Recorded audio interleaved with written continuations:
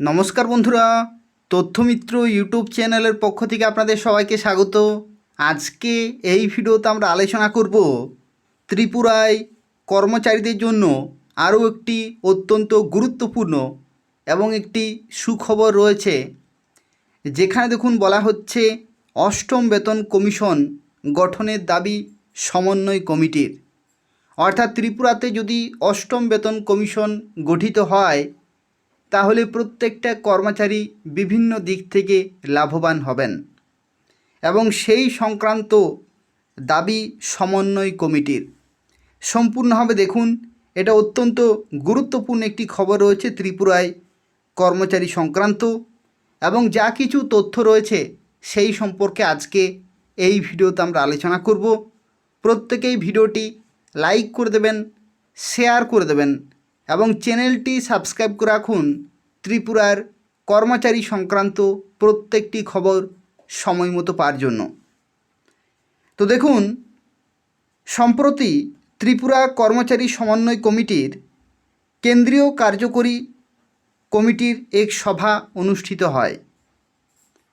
উক্ত সভায় রাজ্যের আইন শৃঙ্খলাজনিত পরিস্থিতি নিয়ে গভীর উদ্বেগ প্রকাশ করা হয় এবং রাজ্য সরকারকে আইন শৃঙ্খলা রক্ষায় কঠোর পদক্ষেপ নেওয়ার জন্য দাবি জানানো হয়েছে। এছাড়াও বেকারদের কর্মসংস্থান, অনিয়মিত কর্মচারীদের নিয়মিতকরণ, প্রমোশন ইত্যাদি বিষয় নিয়েও আলোচনা হয় এবং এর সমাধানের কোনো উদ্যোগ না থাকায় সদস্যরা ক্ষোভ প্রকাশ করেন। অর্থাৎ ত্রিপুরাতে বিভিন্ন দপ্তরে শূন্যপদ প্রচুর আছে, হাজার হাজার শূন্যপদ রয়েছে, অথচ সেই সমস্ত শূন্যপদগুলি পূরণের কোনো চেষ্টা বর্তমান সরকার করছে না। এমনকি অনিয়মিত কর্মচারীদের নিয়মিতকরণের যে দিকটি রয়েছে সেটিও কিন্তু ভেবে দেখছে না বর্তমান সরকার। এছাড়াও কেন্দ্রীয় কার্যকরী কমিটির মহাসম্পাদক অঞ্জন রায় চৌধুরী বলেন, কেন্দ্রীয় সরকার অষ্টম বেতন কমিশন গঠন করে কাজ শুরু করে দিয়েছে, কিন্তু রাজ্য সরকার প্রতিশ্রুতি থাকা সত্ত্বেও সপ্তম বেতন কমিশন অদ্যাবধি চালু করে নাই।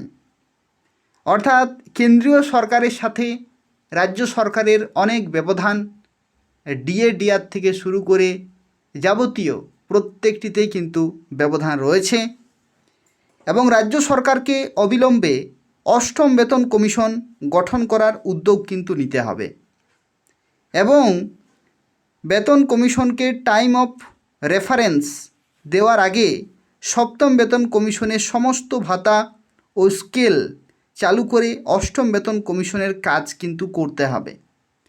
অর্থাৎ শুধুমাত্র যে অষ্টম বেতন কমিশনের কাজ শুরু করলেই হবে না, তার সাথে সাথে সপ্তম বেতন কমিশনের সমস্ত ভাতা এবং স্কেল চালু করে অষ্টম বেতন কমিশনের কাজ শুরু করতে হবে। এছাড়াও শিক্ষক কর্মচারী ও পেনশনারদের চিকিৎসা ভাতা অর্থাৎ যে মেডিকেল অ্যালাউন্স দেওয়া হয় সেটা বৃদ্ধি করে 3,000 টাকা কিন্তু করতে হবে। খুবই অল্প পরিমাণে মেডিকেল অ্যালাউন্স পেয়ে থাকেন কর্মচারী এবং পেনশনরা, এবং এই অল্প পরিমাণ যে মেডিকেল অ্যালাউন্স তাতে কিন্তু ওষুধ কেনা অসম্ভব, কারণ দিনের পর দিন দ্রব্যমূল্য বৃদ্ধির সাথে সাথে ওষুধপত্রের দামও কিন্তু অনেক বেড়ে গেছে। যে কোনো কর্মচারী থেকে শুরু করে পেনশনার প্রত্যেকের জন্যই কিন্তু অসম্ভব সেই টাকা দিয়ে কোনো ওষুধ কেনার। তো তাই যাতে চিকিৎসা ভাতা বৃদ্ধি করা হয় 3,000 টাকা এবং বকেয়া 19% যে মহার্ঘ ভাতা রয়েছে, কেন্দ্রীয় সরকারের সাথে রাজ্য সরকারের যে ব্যবধান 19%, সেটা অবিলম্বে মিটিয়ে দেওয়ার দাবি কিন্তু জানানো হয়েছে। এই হচ্ছে অত্যন্ত গুরুত্বপূর্ণ একটি খবর ত্রিপুরায় কর্মচারী সংক্রান্ত, যেখানে মহার্ঘ ভাতা, ডিএডিআর থেকে শুরু করে মেডিকেল অ্যালাউন্স যাবতীয় যে পাওনা করি সেগুলো কিন্তু মিটিয়ে দিতে হবে এবং এগুলো কর্মচারীদের শুধু দাবি সেটাই নয়, এই সরকার ক্ষমতায় আসার আগে তারা কিন্তু প্রতিশ্রুতি দিয়েছিল যে এই সমস্ত কিছু পূরণ করা হবে।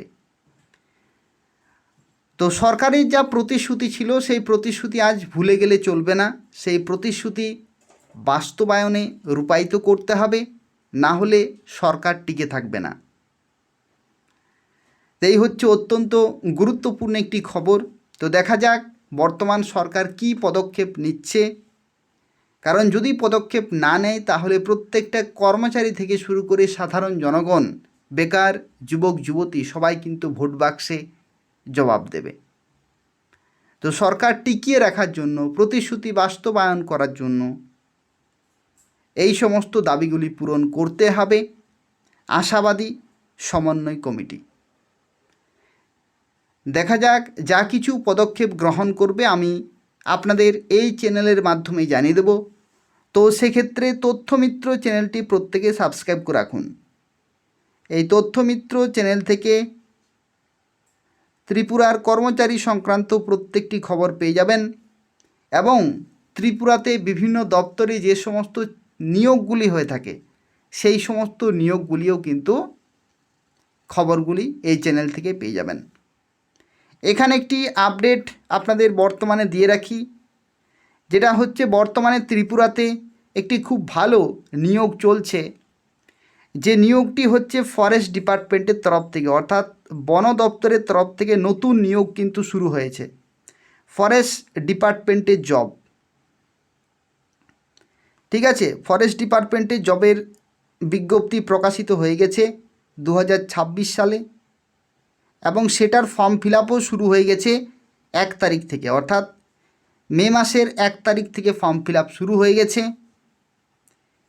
1 মে থেকে ফর্ম ফিল আপ চলছে আর এই ফর্ম ফিল আপের লাস্ট ডেট হচ্ছে 31 মে পর্যন্ত, অর্থাৎ মে মাস পুরো ফর্ম ফিল আপ চলবে।